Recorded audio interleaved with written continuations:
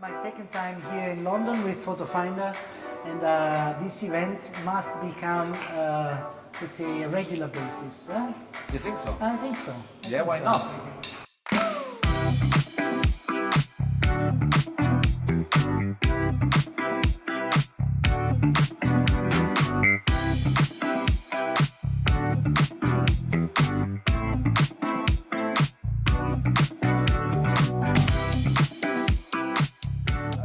Most engaging speakers that you could possibly listen to. Sound, information and explanation of techniques and approaches, backed up with some really good peer-reviewed literature. Events like this are just really important, I think, from an educational perspective and also from a networking point of view. I would say every detail is very carefully taken care of. I came away with an awful lot, despite the fact I've been doing dermoscopy for 20 years.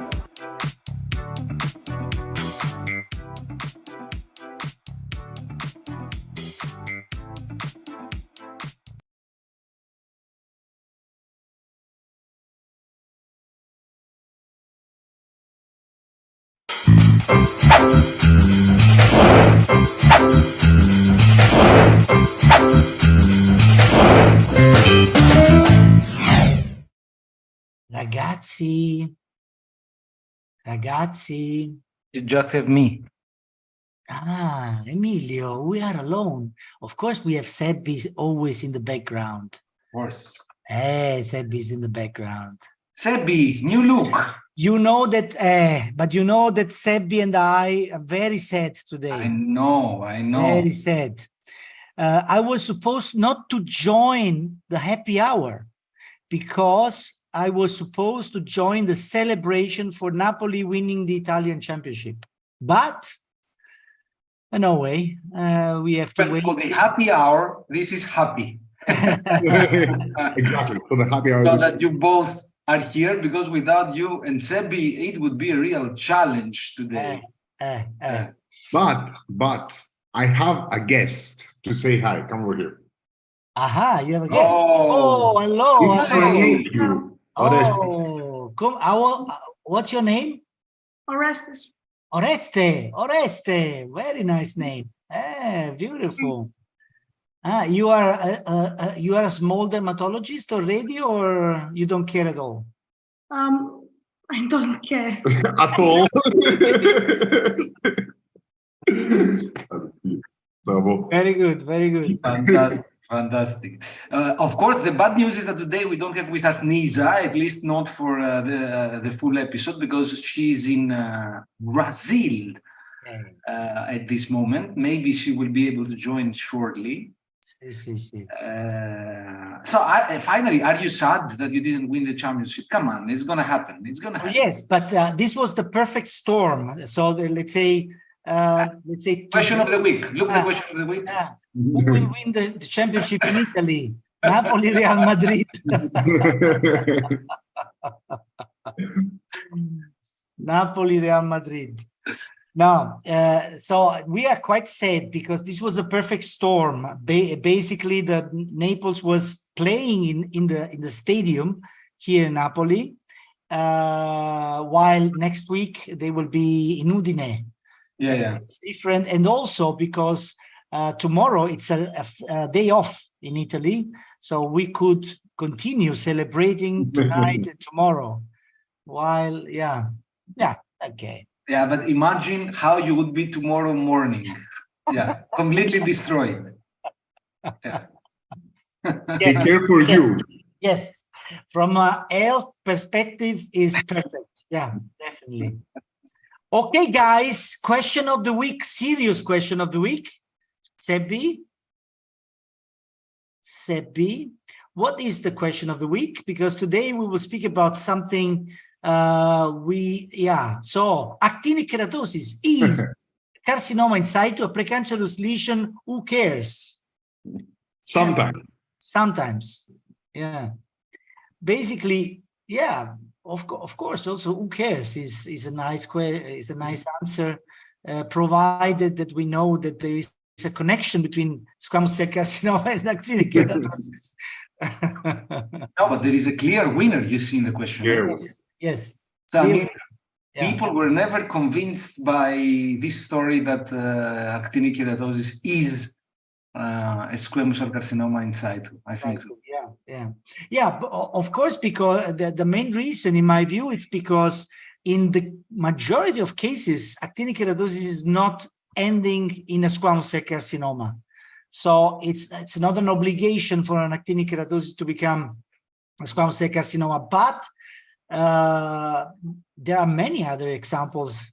For example, lentigo maligna is not an obligation that it's becoming a melanoma, an invasive melanoma. But superficial BCC does not always invade the dermis. Sometimes it remains superficial forever. Yes. A small tiger is not killing anybody, but sooner or later, maybe it will become a big tiger, provided that the mother is able to protect the small tiger. What percentage of actinic keratosis regress? Regress. They say more than 60%. More than 60% of cases, which is, well, but quite a lot. Impressive. From a feeling point of view, it's less in my view, but still, these are the data, published data. But from my perspective as well, I don't see 60% of actinic keratosis regressing. They may remain there stable, but there. Yeah, exactly. Yeah. What happens obviously is that the superficial hyperkeratosis, which is very frequent in actinic keratosis, sometimes occasionally disappears. But let's say the tumor, the dysplasia itself does not resolve, in my view, and the data supporting the notion of spontaneous involution are very weak data. If you go in these studies, couple of studies that have been conducted in the past, they are really weak from a design point of view. Anyhow. Bene. So maybe we could start with the paper of the week. Sebi. Why not? Do you agree? Yes. Emilio.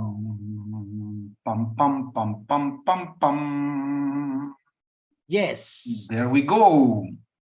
Yes. Paper of the week for today is not from Dermatology Practical and Conceptual, which offers unrestricted access to knowledge. Nisa is joining another journal, but Nisa is with us. I Nisa. don't know how long she will be able to stay. So Nisa, if you'd like to say hi. I would like to say hi, and Beth is here with me. Can you see her? Hello. Hi, Beth. So Nisa, are you at breakfast, lunch, or dinner? Lunch. We are at lunch right now in an Italian restaurant, Geppi. Okay. We are celebrating the championship of Napoli. Not yet. Bene. Very good. So enjoy your lunch. Thank you so much. Bye. Lots of kisses. Bye-bye. Bye-bye. Bye-bye. Fantastic. So the paper for today comes from the Journal of American Academy of Dermatology. And this is a very nice paper in my view, conducted by Chrissa Papageorgiou and our group, trying to assess precisely the topic that we want to discuss today. So our topic is not the theoretical part, if actinic keratosis is or is not squamous cell carcinoma in situ. Our main topic is how we can diagnose squamous cell carcinoma that usually develops on the background of actinic keratosis. This is clear cut. So how can we recognize early squamous cell carcinoma on the background of actinic keratosis? So in this study, practically, the lesions included were biopsied actinic keratosis and biopsied early squamous cell carcinomas on the background of actinic keratosis. So this was the appropriate groups to compare in order to answer the question. Here you can see some data concerning the frequencies of some criteria. Obviously, there is an overlap, meaning that the same criteria exist in both groups. That's absolutely reasonable.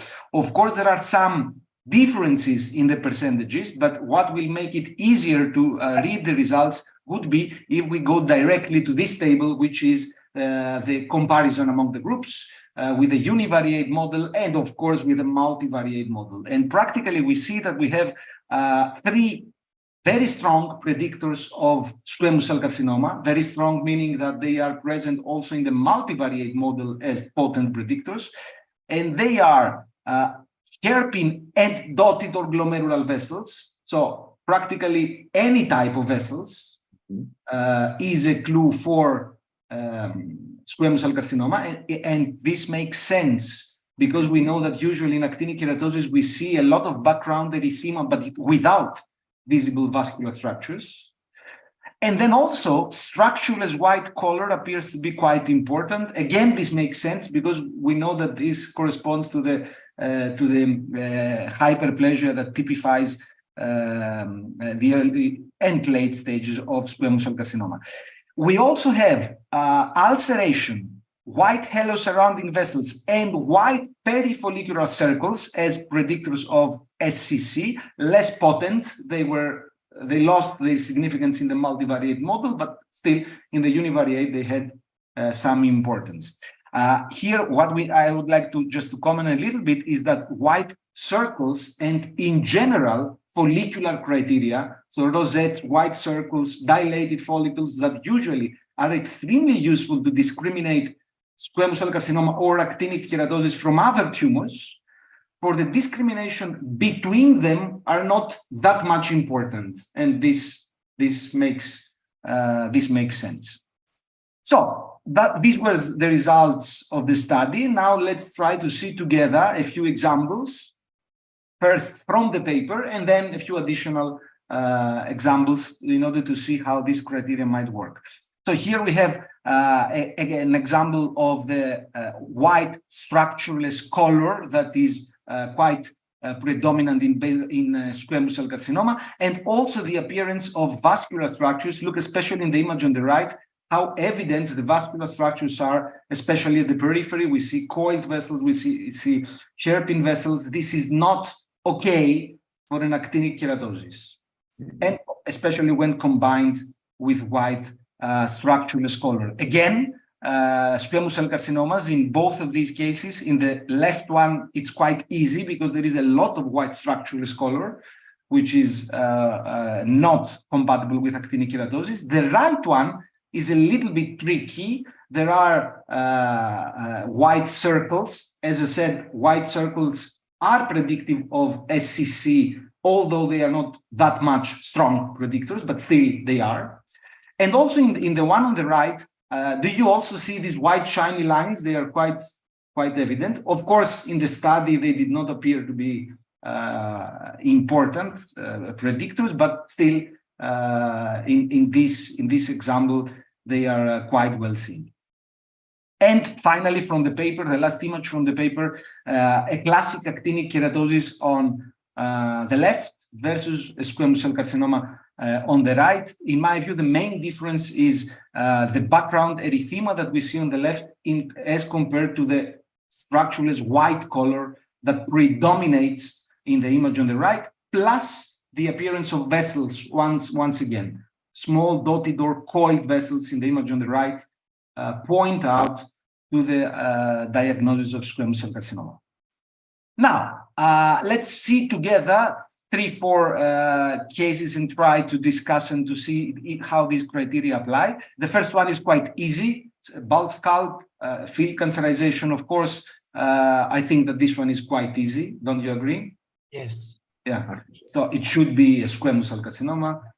There is quite a large ulceration, but also there is very evident white structureless color and too much dilated follicles with white color surrounding them, plus vessels. So there are many things to diagnose squamous cell carcinoma. Let's see the next ones. So this is the clinical image. This is dermoscopy. So instinctively, you would say what? AK. This is what we usually see in AK. Background erythema, some scales, and of course, follicular criteria might be present also in actinic keratosis. Take a look at the next one. Clinically, it's almost invisible, but okay, maybe with palpation you could guess that it could be an actinic keratosis. But now look at dermoscopy, how different it is, how much white color predominates in this image, and above all, evident vascular structures. Look at them here, coiled vessels or dotted, if you prefer, that point towards the possibility of an early invasive squamous cell carcinoma, which was the case here. And one more example, clinical dermoscopy, again, visible vessels, coiled at the center, linear at the periphery, that point towards squamous cell carcinoma. I think that this is the last one, clinical dermoscopy. So based on what we said, what would you say? Invasive. For this one? Invasive squamous cell, because again, we see vessels, and this is not okay for actinic keratosis. I have a couple of more lesions with hyperkeratosis, but let me stop for the moment so that JP shows us also his cases. I have just a couple of questions. Then we go with the discussion. There is an urgent question in my view. Why is background erythema suggestive of squamous cell? No. It's protective. It's protective. It was on the list, but it was 0 point something. It means that it's instead of predictive of squamous cell, is predictive of actinic keratosis. So here is what JP says. The only criterion with 0 point something is background erythema. This means that background erythema is a negative predictor for squamous cell, therefore positive for actinic keratosis. Exactly. Yes, just let me ask you a couple of questions. So now, based on what you saw on the results provided by Emilio, let me test if we are able to distinguish between actinic keratosis and squamous cell. So this is one of the two lesions I wanted to show you. Now, Sebi, can you ask the question? Is in your view more on the side of actinic keratosis or more on the side of early squamous cell? Yeah, okay. I see that 80% are pessimistic. Well, you know why? Yeah, because there are some vessels, right? Sure. No, I think that because there are very evident white circles in this case, yes. and everybody knows that white circles are a clue for squamous cell carcinoma, which is correct, but not to discriminate it from actinic keratosis. Exactly. That's the point in my view. So here we have, if we go back to the let me just remove this. If we go back to the clinical, we have a very flat lesion. There is no ulceration. There is only some kind of background erythema. Of course, I mean, if we magnify, we always are able to see vessels in some way. But overall, there is the typical strawberry pattern of an actinic keratosis. The strawberry pattern, which was defined a few years ago, it's composed by background erythema plus white follicles. So white follicles per se is not discriminative between the two lesions. But let me ask you again the question here. Here you see the clinical, and here dermoscopy, and now the question again. Let's see. Now, Sebi. Okay, actinic keratosis or early SCC? I would say that here probably there is even more agreement that this could be an early invasive. Why? First of all, because this is not completely flat as a lesion, is a little bit palpable, and then you see this kind of central ulceration, and at the periphery there are not only white follicles but also structureless color. So, you know, in summary, we can see the criteria described by Emilio also in a dynamic way here. So white circles are the let's say the initial development of this kind of lesion, so actinic keratosis, and then slowly, if it's an actinic keratosis going into a squamous cell, you will see more and more white structureless areas. Vessels are usually not seen, but usually in I'm going to show you keratoacanthoma, for example, showing hairpin vessels, and then in squamous cell carcinoma you see more polymorphic vessels, and scale crusts usually are more seen in actinic keratosis, and ulceration is then coming out in invasive squamous cell carcinoma. In my view, there is a difference between a clear-cut difference, in my view, between keratoacanthoma and well-differentiated squamous cell carcinoma.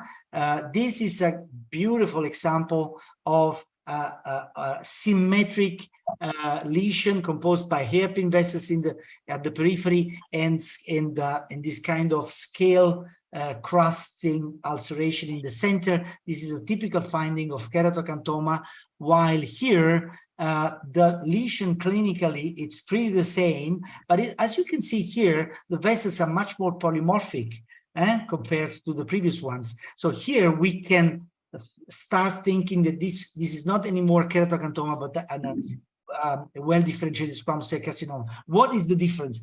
Well, these are different beasts, because keratoacanthoma is a lesion that left there. If you don't treat keratoacanthoma, it's going to disappear. While well, come on, sometimes.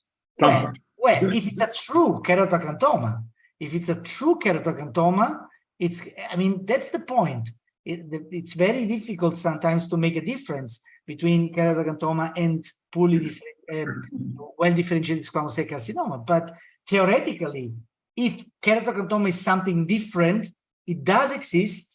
It means that always has the tendency to disappear. Anyway, white color means squamous cell carcinoma because you see keratin, and here you see a fully developed squamous cell carcinoma with polymorphic vessels and a lot of white color. And you see also why this squamous cell carcinoma was developing. The risk factor is not only the sun, but it's also a previous burn. This was a thermal burning, I mean, a fire which was burning the face of this gentleman, and then it's representing a risk factor. But here you see another ulcerated nodule, which is showing white follicles in some way, but a lot of vessels. You don't see anymore too much white color. And here this is happening usually when squamous cell carcinoma is losing differentiation. So when it's not anymore well differentiated, but it's going to toward poor differentiation, then you see more red color and less white color.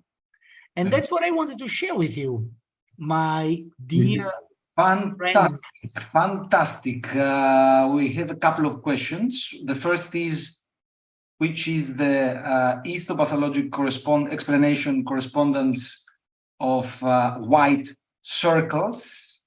The answer here is that they correspond to the hyperplasia of the follicular epithelium, which initially occurs inside first squamous cell carcinoma and of course invasive, but then the hyperplasia in squamous cell carcinoma becomes more pronounced, more profound, and more not only perifollicular. That's why white circles are gradually replaced by white structureless color in squamous cell carcinoma.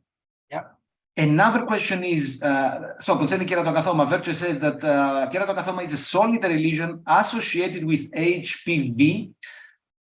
Okay, there is not enough evidence for this, but I also believe so. While SCC, well differentiated, is usually found in field cancerization background and no HPV in the etiology. Sure, absolutely. There is a difference in the background that keratoacanthoma develops. Usually keratoacanthoma develops just a lesion by itself without a cancerized field, while while SCC usually the opposite, on a cancerized field. So that's a good point for sure. As actinic keratosis grade 3, can a squamous cell carcinoma be considered? In these cases, it's preferable to avoid cryotherapy. Thanks. So I think that this is the meaning of us. Yeah. I think that the question is, you see a very keratotic, ugly looking AK, you know it's an AK, but it's a grade 2 to 3. Are you sure on dermoscopy that this is a grade 3 AK, or do you consider SC? Actually, the problem is that we don't have to mix up the 3 grades, the real grades of actinic keratosis, which is based on histology, with the Olsen grades, which are clinical, and they have nothing in common with the dysplasia, with the amount of dysplastic cells you find in histology. So the grade clinically is just based on the presence of keratinization, hyperkeratosis. This is not making an actinic keratosis more dangerous than another one. No, it just makes it more difficult to discriminate. Exactly, that's the point. But there is a solution, and in the cases that I had, maybe now I show them, they are just 3, very quickly. The solution is shown very well. So with hyperkeratotic lesions, it's very easy. So look at them, for example. Hyperkeratotic, you cannot, can you conclude when you see this? No. No. But it's so easy to help yourself. It's so easy to help yourself. Yeah, with anything, you remove the crust, and then it's so easy, isn't it? It's not a difficult lesion anymore. This is not an actinic keratosis for sure. Yes. And then, just one more example, the same story. Clinically, you could be confused, but look at the keratin mass. As long as you remove it, it's a clear-cut diagnosis of squamous cell carcinoma. And just one more, the same story. When you remove the scales, you can see clearly the vessels. So it's not an actinic keratosis. So for clinical grade 3, usually it's not a problem. We remove the scales and we can make a diagnosis. But for maybe you want to say a few more words about concerning the histologic grading of AK. Well, the histologic grading is based on the quantity of dysplastic keratinocytes you find in the epidermis. So in grade 1 is just the basal layer, grade 2 a little bit in the granulose, in the spinosum layer, and then full thickened keratotic dysplasia, dysplastic keratinocytes in the full thickness of the epidermis in grade 3. Yeah. And Francesca says that keen means that histologic grade 3. So the question was about histologic grade 3. So maybe here we can comment that histologic grade 3, that it does not mean that actinic keratosis is at high risk to invade the dermis. Already in actinic keratosis, grade 1 can invade the dermis. So there is no difference in the prognosis of actinic keratosis based on the grade of histopathologic differentiation. Exactly. More questions. Would you suggest any specific margin when you remove a squamous cell carcinoma? Any difference between body and high-risk areas, lips, ears, and so on? Well, concerning the margins, we have two different kind of margins based on the risk of recurrence that the squamous cell carcinoma is provided with. So 4 millimeter for low risk and 6 millimeter for high risk. These are the guidelines. But let's say, of course, we adapt the guidelines based on the single case. I mean, if we have a very difficult lesion, I mean, even if it's 3 millimeter, we don't make a tragedy, right? So, but the high risk criteria are important to underline. So we have 5% of squamous cell carcinomas which are potentially recurring locally and regionally. Okay, so and we have let's say prognostic risk factors which are useful to identify these high risk squamous cell carcinomas. And in my view, there are 4 main high risk factors, not in my view, but in some of the classifications are reported. First of all, there is a clinical risk factor, which is the diameter, is more than 2 centimeters. And then we have the thickness, histologic thickness, which is more than 6 millimeters. And then we have, again, usually an histologic feature, which is perineural invasion, which is important. A stronger clue, perineural invasion. And finally, the differentiation. So poor differentiation makes it more high risk. Of course, there is also an additional one, which is bone invasion. But come on, when there is bone invasion per se, this must be considered. This must be high risk. Come on, bone invasion, it's already, Giuseppe asks if 4 and 6 millimeter margins that you mentioned are always clinical. The answer is yes, always clinical. Yes. Another question is about can dermoscopy signs change if we treat the lesion with 5-FU? Of course, everything changes if you treat the lesion with 5-FU or with imiquimod. There is an intense reaction. The question is, after treatment, if we can use dermoscopy to assess the treatment results, so to identify features of residual disease. And the answer is, I would say, yes, more or less. Of course, there are some criteria that are more reliable than others, but this is a different discussion. And there are also some questions from Verce. First, what about inverted follicular keratosis? Irritated seborrheic keratosis, in fact. It looks a lot like a squamous cell carcinoma. Of course. Yeah. Seborrheic keratosis can mimic anything. So it's not a tragedy. Yeah, typified by these many vessels surrounded by white halo. Theoretically, the difference is that it retains usually some kind of symmetric distribution of these vessels and the perivascular halos as compared to SCC, which does not. Verge again says, I had a case with verruca-like lesion on the dorsum of the hand, treated with cryo, came back, surgery confirmed keratoacanthoma. Yes, sure. And second case, AK-like lesion with white structureless on a background scar from a previous SCC. I did surgery, it came back as AK grade 3.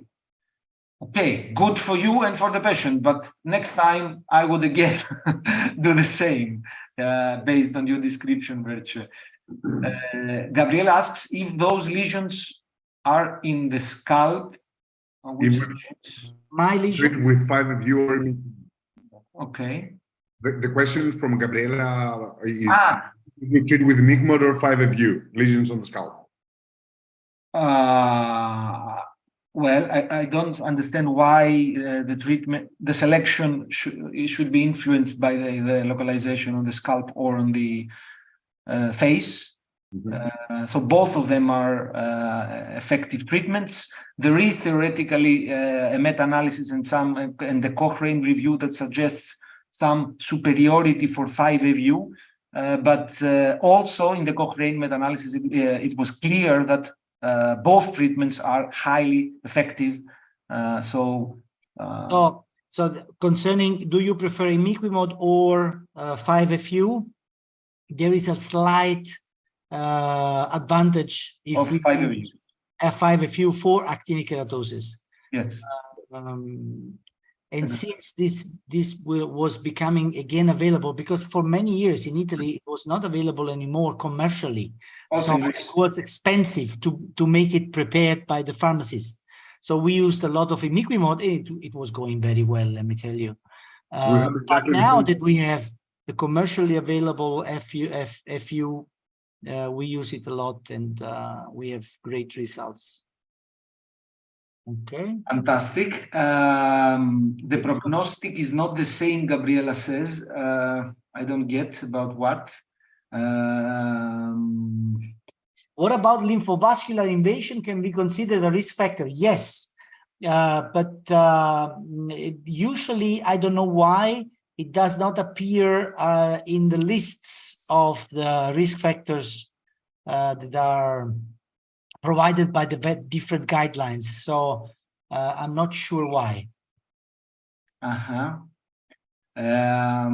Scalp and lips are more dangerous.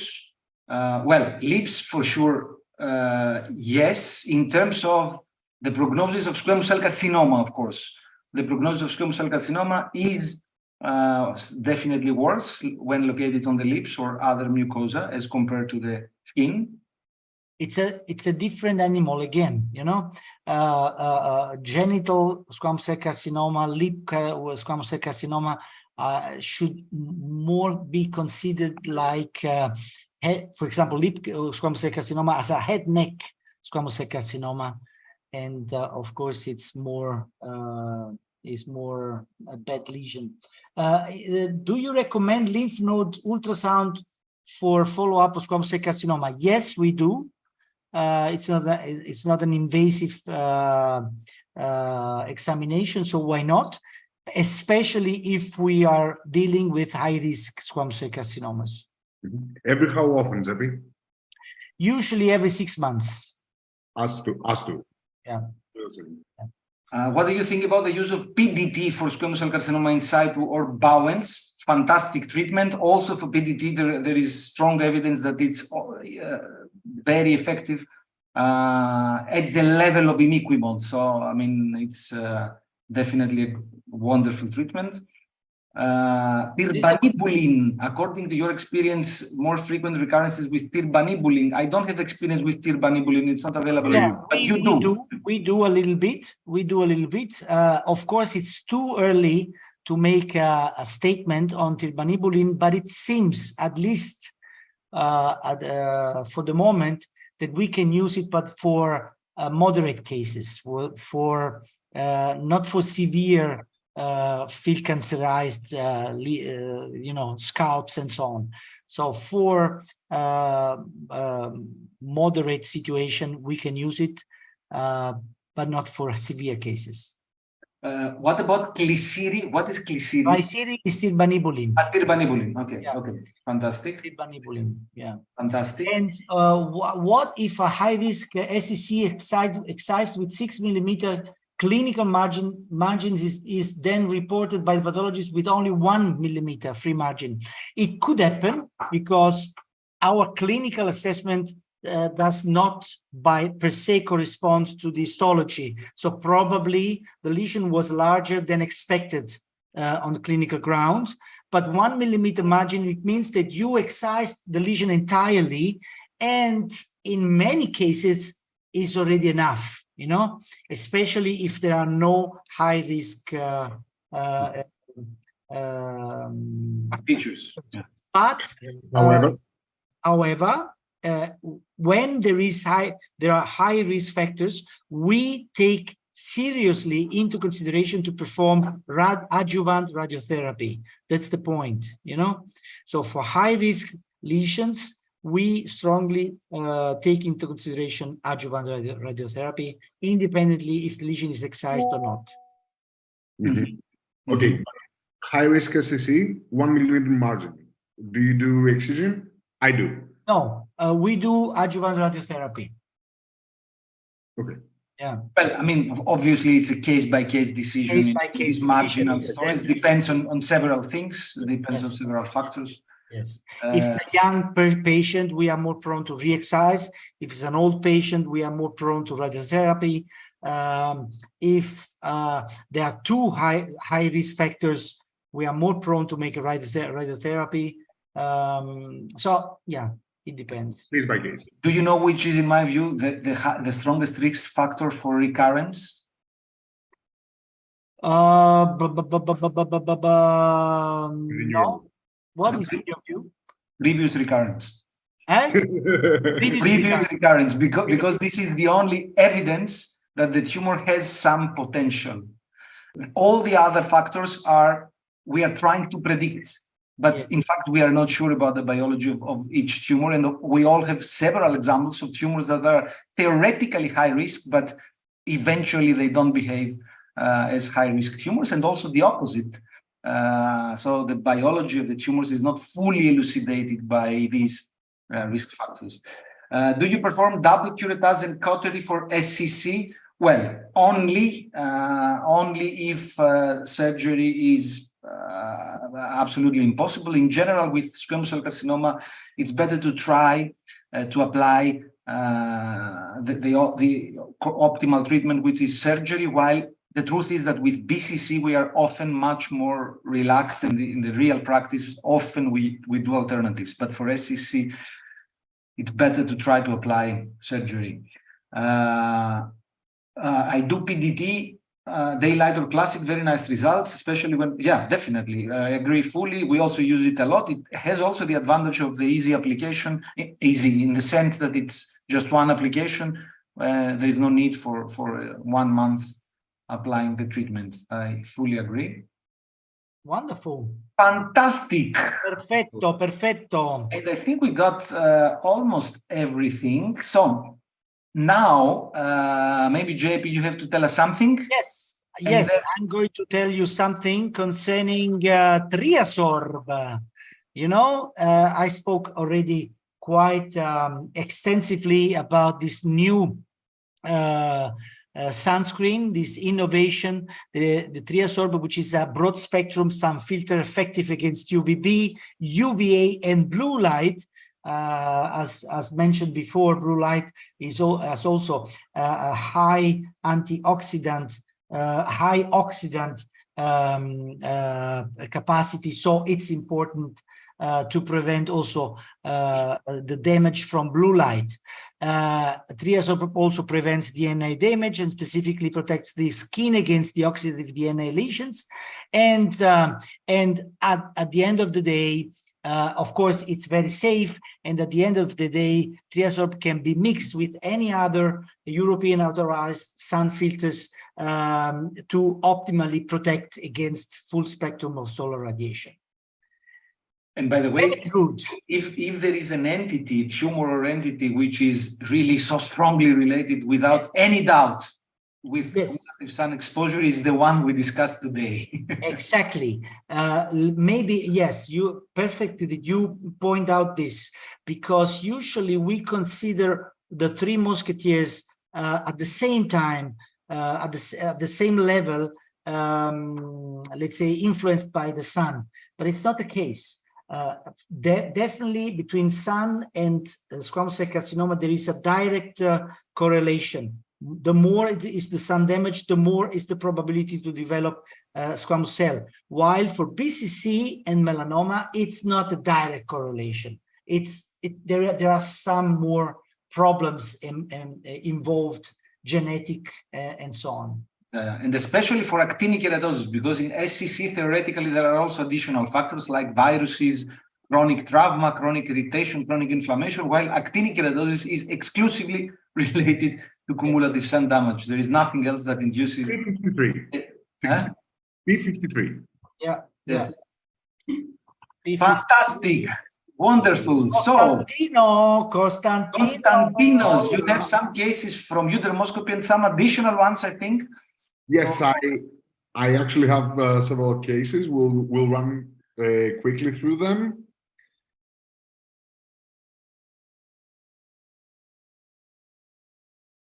Yes. Wonderful. So, 54-year-old patient, and this is the dermoscopy. Solitary lesion on the lower leg, SEBI. Okay. These will always be the choices. What's your diagnosis? Is this AK? Is this a well-differentiated SCC? Poorly differentiated SCC? BCC, melanoma, or other?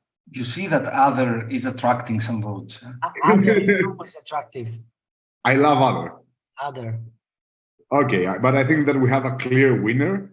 This was a well-differentiated SCC. We can see the vessels, as Emilios was describing, along with the keratin mass in the center. Very good example. And a lot of white structureless. Yes, a lot of white structureless. And as you can imagine, a lot of my cases will be on elderly male scalp. I think this is always the case. Yeah. And here, do we have an AK? Do we have an SCC? What do we have? Yeah. BCC. Feasible. Feasible. Plausible. Do you think that pigment protects from SCC? Hey. I think that pigment protects from invasive SCC. Yes, from invasive SCC, because we see too many actinic keratosis, like I guess this one is, but very few in the same population, very few pigmented film cells. I totally agree. Let's see the results. Most people vote for pigment AK, and I think this scale somehow has this protective effect. Exactly what you're describing, Emilios. Yeah. So 74-year-old male with history of numerous non-melanoma skin cancers. You see the hands, you know what you expect to see. This is the dorsum of the hand, and this is the face. And 1 second, and let's see 2 cases from the face. This is one. Let's see what people think. Feasible. Yeah.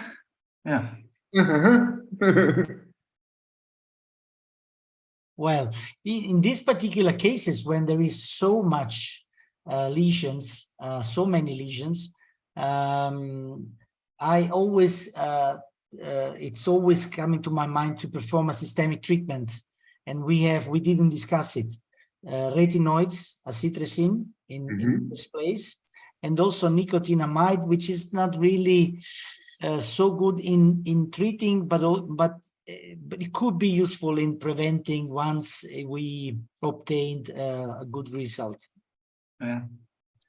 And by the way, the votes are divided, as you can see. 50% for actinic keratosis, 25 for well-differentiated SCC, 25 for poorly differentiated SCC. Yeah. Well, this was an AK, white and white, follicular opening. Of course, there is scale, but we see the background erythema without discrete vessels, as Emilios was saying. Exactly.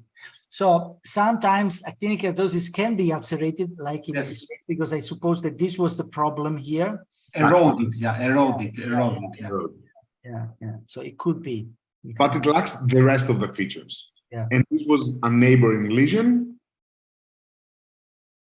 Sebi. Okay. Okay, here we have a clear answer. It's SCC. So it looks like until now we are more on the more on the overdiagnosis of SCC. But that's okay. This was an SCC. We can see the vessels. We can see the central keratin mass. I mean, you can cut out an actinic keratosis. It's okay, especially in patients with such highs and downs. Yeah, but Kostas, in very nice the example, the one that you show, because in patients like this, of course, you can cut one AK, but in patients like this, in the clinical practice, they are a problem because they have too many lesions. Of course, at the first visit, it's okay, but then when you realize that it's a never-ending story because they continuously develop new tumors, and some of them, of course, are in situ, some of them might be microinvasive. They are really, challenging to manage long term. No, these are the patients that every time they come, you don't know what to do. It's like, what do I cut? What do I do? There are a couple of questions concerning retinoids. I'm speaking about systemic retinoids, not local retinoids. And there are some evidence. They are not so strong, but also my personal experience with acitresin is quite good. Of course, only in relation to these very difficult cases in which we have hundreds of actinic keratosis. Yeah, and of course, you mean as an additional thing. You don't mean that you don't treat the lesions and you just administer it. An additional thing in order to make it faster, to make the treatment faster. Exactly. Another case from the same patient. Yeah. Ah. So you see, yeah. Well, I want to be optimistic. Psoriasis.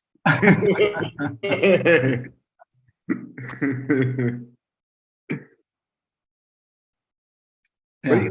those patients that you will find 20 tumors. Exactly. Exactly. So well-differentiated SCC is by a small margin winning, but what about Bowen's? Bowen's, no? Yeah, bones. Yeah. And a case that we're discussing, actinic keratosis on the background. Sure. But what about this? Eh, Let's see what people think. not easy. Here, the ulceration is very prominent. And I'm not sure if there are And some in fact, 35% for actinic keratosis, 38% for SCC. So this is SCC, the background is actinic keratosis. Yeah. The difficulty here is how do you do the surgery? Because here I biopsy, I took a punch biopsy with, of course, positive margins. Now, where do you cut? This is the Very good question with a very difficult answer.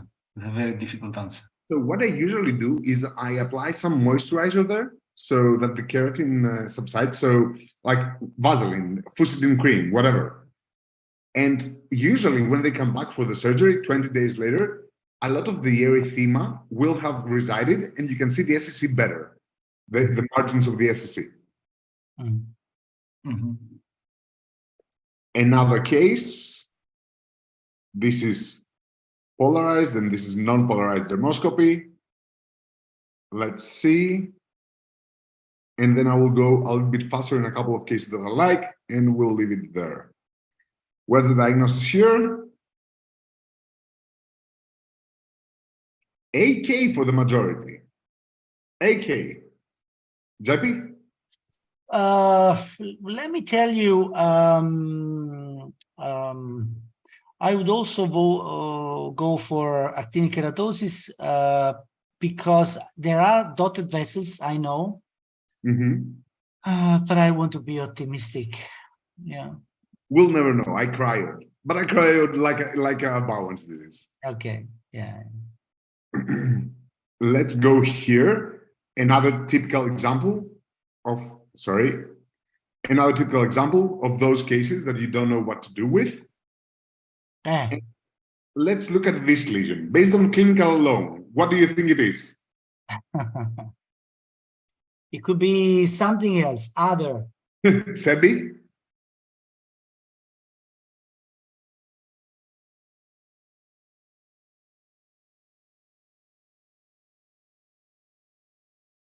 Other wins. Other wins. Yeah. But if we take of course, remove the crust, yes. The crust, yeah. And then poorly differentiated SCC wins. Yeah, because my other was including pustular, erosive pustular dermatosis. I like it. This background is not the case. Similar case, similar age. Based on this dermoscopy, what do people think? Remove the crust, remove the crust. It's a green crust. This is not a good sign, right? Remove the crust. Remove the crust. What's going on here? Oh my God. What's going on here? Ay, capito.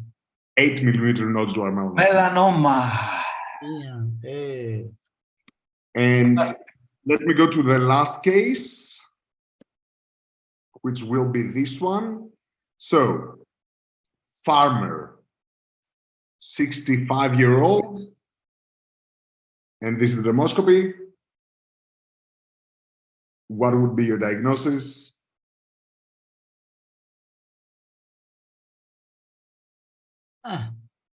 No other? No but other. is it scabies? No.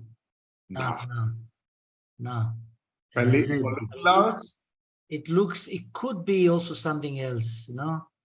It's lupus. It's lupus. Lupus disco. Lupus, yeah. Lupus. Follicular plaque. Yeah. Not everything that looks like actinic keratosis is actinic keratosis. Yeah, let me tell you, sometimes it could be hard to differentiate actinic keratosis from discoid lupus. Yes. They share the same things in a phase of discoid lupus, especially. Yeah. Let's say the only thing we could say is that follicular plugging predominates more in discoid lupus, but that's not. Sometimes it's not enough. Of course, the age also is usually younger in discoid lupus as compared to AK, but also this is not absolute. There are questions, guys. Questions. So 4FU is good. Tolac, very efficient. Yes, of course. Combined with PDT, yes, of course. In general, combinations are very frequently used of different modalities. That's absolutely okay. What's your experience with 5FU associated with calcipotriol?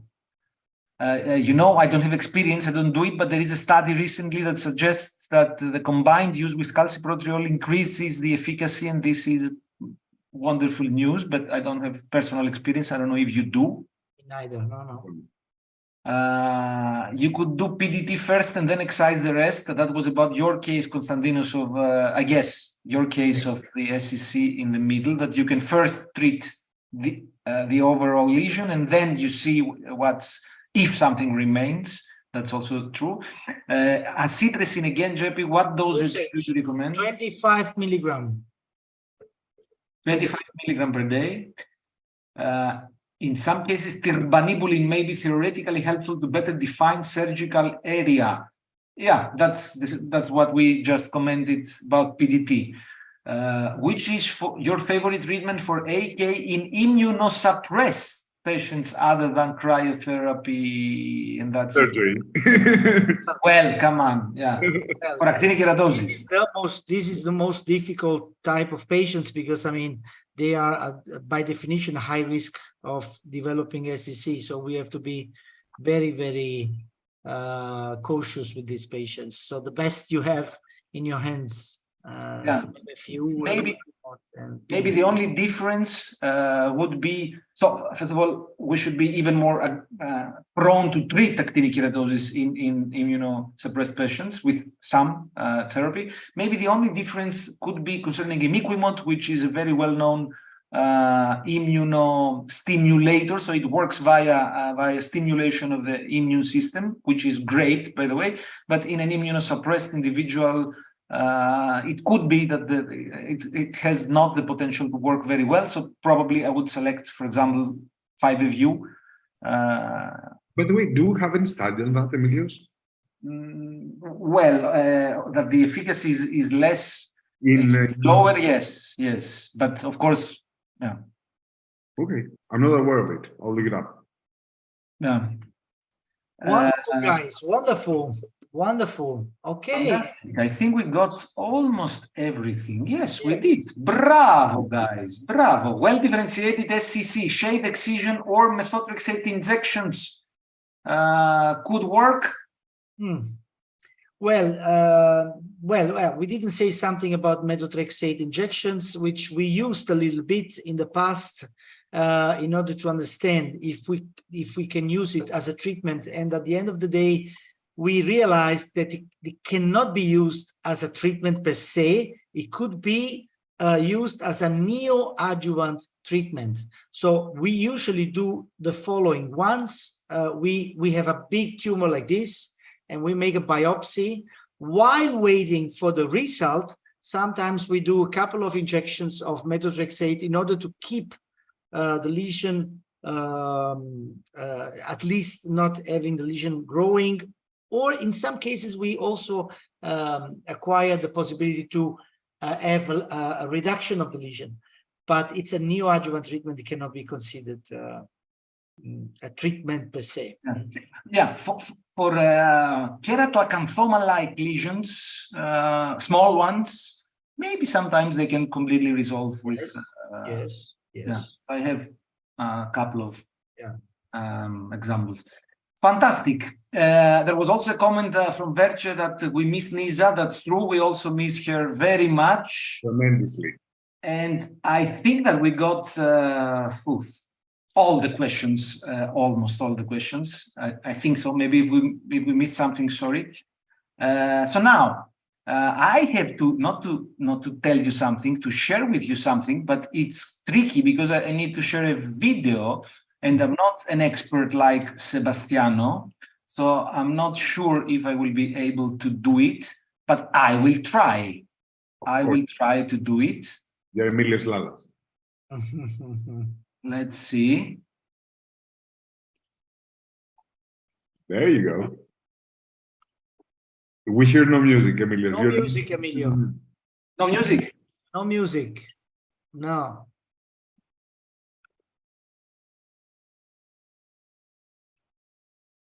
Yeah, but the video is nice anyhow. Yeah. Maybe I can sing a song if you like. Napoli, Napoli, Napoli, Forza Napoli, Napoli. Pity because the music was also nice, and when we tested earlier, it worked. But Yeah. Okay, fantastic, fantastic. So I have to share more things with you. For example, I have to share with you Penelope's gift. Chiaro. Brava Penelope, let's see, what is the gift? The gift is, of course, related to the episode, Yes. the previous episode, Wow, they are many. BCC subtypes. So now you have a real challenge, but you know that there are 2 superficial, 2 nodular, 2 micronodular, 2 infiltrative, 2 pingus, and 2 intruders in these 12 images. Okay? Okay. Let's start. 1. Mamma mia. Mamma mia. 2. 2 is nodular. Pingus, eh? Yes, pingus. Nodular, you said. Or pink. I say pingus. Pingus. Oh, yeah, okay. 3. Infiltrative. 4. Melanoma. 5. Nodular. Nodular. 6. Costas, your turn. Infiltrative. No, 7. morphium. It's out of. It's We don't have morphiform, we have only infiltrative. Okay. 7. Infiltrative. 8. Micronodular. Okay. 9. Bowens. Bowens. Yeah. 10. Very tough. 10 is on the leg. It's on the leg, so it could be a BCC, even though the vessels are. Yeah. Okay, say something. BCC infiltrative. You said 5 times infiltrative, and I told you that there are only 2.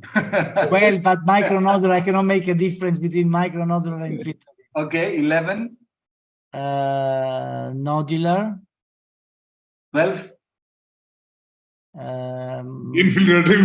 Fantastic. So, superficial was the first one, pincus the second, micronodular the third, nodular the fourth, trichoblastoma, of course, the fifth, micronodular the sixth, infiltrative the seventh, nodular, pincus. This strange thing was a pincus. Okay. Number 9, number 10 a superficial, number 11 sebaceous adenoma in a patient with Muir-Torre syndrome, and the last one was infiltrative. You were correct about the last one. Bravo, ragazzi. Yes. Come on. We did okay. We did okay. Fantastic. So send us your cases. Of course, we will do an episode with your cases. And now it's time to say goodbye. No, in the Q&A, do we have anything more? No. Okay, good. So if not, then we start. Episode 15. 15. A season. Time is flying. What's wrong with my connection, guys? No, it's okay. Yeah. Classic mode. Okay, get ready to join. I have a very difficult Kahoot for today. Really? Yes. Very difficult, but I trust our audience. They are super experts. so they can deal with everything. Okay. If we continue like this, we already have a winner. No. Let me join the Kahoot. Let me join the Kahoot. Okay. I'm joining as well. Okay, fantastic. Fantastic. So, few more seconds. Of course, everybody will appear. Don't worry. Don't worry. As soon as we start. So let's start in 5, 4, 3, 2, 1, go. I said go. Okay, good. Fantastic. 3, 2, 1. And this is the first lesion. You see the clinical image on the scalp. Okay. You see now dermoscopy. Yeah. Yes. Okay. And get ready to vote. Diagnosis. No tumor, basal cell carcinoma, actinic keratosis, well-differentiated SCC, poorly differentiated SCC, or Merkel.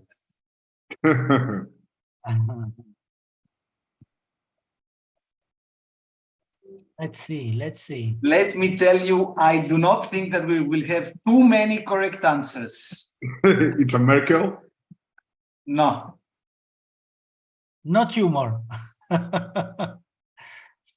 Not tumor. We have 9 correct answers. I don't know. Mamma mia. Wow. I don't know if JP, you were one of the 9. No. No, I will show you in a moment. The image. Aglianico. Grande Aglianico. Grande Aglianico. Okay, so this is the patient after 1 week, just 1 week of steroids.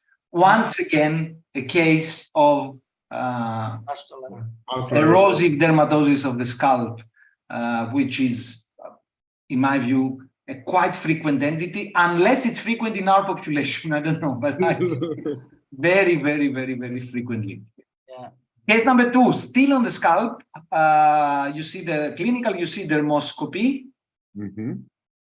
And now we have again our options, which, by the way, are the same. So not tumor, basal cell carcinoma, actinic keratosis, well-differentiated SCC, poorly differentiated SCC, or Merkel cell carcinoma. Bene.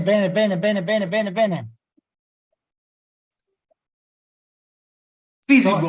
If it's not tumor, I have to speak with your pathologist. or come on, you have to rethink that cortisone treats squamous cell carcinoma. No, this was a tumor, and in fact, it was a poorly differentiated squamous cell carcinoma, as 32 people were able to predict, which brings Iride to the first place. Iride is a known name. She has been on the podium again, I'm sure. And now, the first question without points. Grunel Veltliner is a wine from France, Italy, Spain, or Austria? It's Gruner Veltliner. Yes. Gruner Veltliner, or maybe it's Gruner Veltliner. Yeah, Gruner Veltliner. Of course. Austria. It's a very nice white wine from Austria. Let me tell you, this is the first correct answer. For me as well, Zepi. And I'm afraid that it might continue like this. So next one, on the nose, on the lateral side of the nose, of course, a nodule clinically, dermatoscopically. Yes. And options. Do you think that this is a nevus, a melanoma, an adnexal tumor, or a squamous cell carcinoma? I have an answer. Vediamo.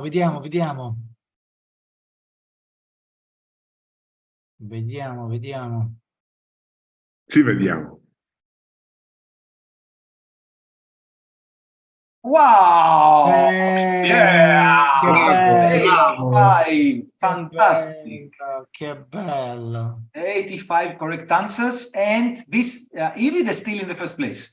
but just 3 points distance from Albert's. That should be 0.001 milliseconds. Fantastic. Next one. Oh, that's a wonderful lesion in my view. Clinically, dermoscopy.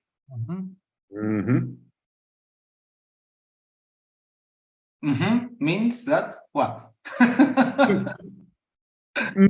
Couple of options. Isn't this challenging? Yeah. So blue nevus melanoma, basal cell, or melanoacanthoma? Yeah, it could be both. Yeah. I found it very challenging. Yeah. It's a very tough one, but I have a preferred diagnosis. Yes, which is BC. BCC. Very good, very good. me as BCC. well. Yeah, but a really challenging basal cell. Challenging. Fantastic. Which changes the situation. Cinderella is in the first place at this moment, but we have still Cinderella. Come on, Emilio. Cinderella. What? You know the Cinderella. fairy tale? Yeah. The fairy tale. Cinderella. Cinderella. Ah. Cenerentola. Cinderella.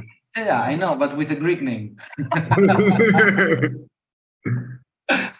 But before the last question, we have another one, but here we need some time. That's why the question will follow. So, social media gives legions of idiots the right to speak when they once only spoke at a bar after a glass of wine without harming the community. But now they have the same right to speak as a Nobel Prize winner. This is the invasion of the idiots. Quite strong statement. I don't know how much you agree or not. And quite accurate. And quite accurate. Yes. I strongly agree. I think so. So who said this? Who said this? Elon Musk, Bill Gates, Mark Zuckerberg, or Umberto Eco? So for sure, it's not me. But you could have said it, Jeppy.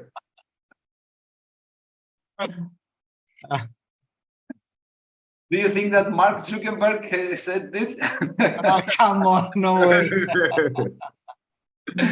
Of course. Wow, Umberto Eco and Elon Musk at the same time. Wow, nice. They both could have said it. They're both quite, they make strong statements. Yeah. Of course, Umberto Eco said it, and he did it many years ago at the very beginning of the social media. So it was somehow prophetic in a way. Fantastic. No points for this, of course, which brings us to the last question, which is another challenging lesion. Okay. It's located on the first toe, not finger, toe on the foot. Okay. A pigmented lesion, which clinically is this one. Okay. Also challenging, in my view. Yeah. And the options here are the following. Do you think that this is a blue nevus, a melanoma, a basal cell carcinoma, or Bowen's? Difficult. I agree. But again, I have a preferred choice. Come on. It's difficult only if it's not what we think it is. You know what I mean? It is what you think it is. It's not difficult. It Okay. must be a melanoma. Come on. It is what you think it is. And by the way, could you guess the thickness of this melanoma? Yeah, this must be because the problem of acral melanoma is that the palpability is not reliable anymore. So this could be even 2 millimeters. I don't know. 2.2. It was not 2, but it was 1.1. So unexpected if you think about the clinical. Yeah. Fantastic. So let's see the podium. Third place for today is Jumpy. Bravo, Jumpy. Bravo. Second place for today is St. Third place for today is Cinderella. Now Cinderella must tell the story, the entire story of Cinderella. We don't leave until it's the story completed. you know, Cinderella is a very important story. Yes, of course, of course, of course. Fantastic. So who is Cinderella? Do we have Cinderella with us? If yes, please appear. If not, okay, I don't see anything else in the Q&A. Wonderful. If not, then we have to thank you very much once again for spending this Sunday evening with us from all over the world. Again, I saw from everywhere at the beginning of the episode, from really all over the world. I saw the beginning. I didn't comment. One or two colleagues from the city where Maradona born a few, let's say, decades ago, and of course, any Argentinian knows that Maradona was and he's the king of Napoli. Yeah. Yes, yes, yes. Do you have a statue of Maradona? I don't think so, but there is a statue which was donated by someone, which was supposed to be outside the stadium, but now it's not anymore there. It's a complicated story. Anyway, there is a big painting made by a very famous street painter in one of the very popular streets in Napoli. Very nice one. So next Sunday, JP, you will be a champion. Next Sunday could be. Yeah. So it's very nice. But now, I mean, we can leave a little bit of some minutes speaking about useless things. But you know, Napoli was playing so good this year that now there are 6 games left until the end of the championship, and it's only so Napoli could lose the championship only if Napoli is losing 6 times and the second one is winning 6 times. Otherwise, no way, no chance. It's impossible. It's impossible. Yeah. So next week you will appear with the Napoli. Yeah, exactly. Yeah, maybe it could be. Yeah. Yeah, you should. Fantastic. Thank you very much. Wonderful. Thank you, guys. Take care. Sunday. Ciao, love you. Bye-bye. Baci baci.